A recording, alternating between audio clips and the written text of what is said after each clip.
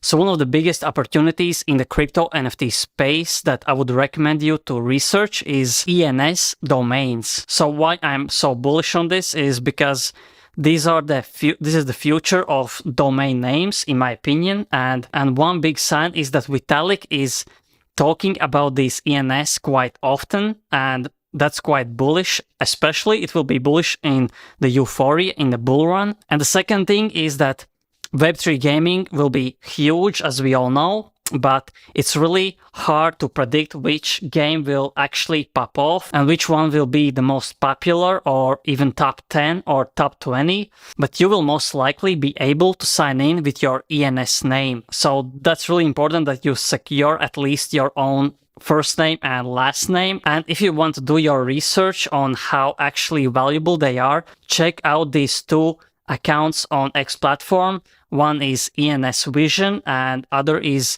ENS Tools. This is where you will at least understand which names or which digits are valuable in the ENS ecosystem, and it will be much easier for you to go through all the nonsense which is on the OpenSea or some open marketplaces. So check it out.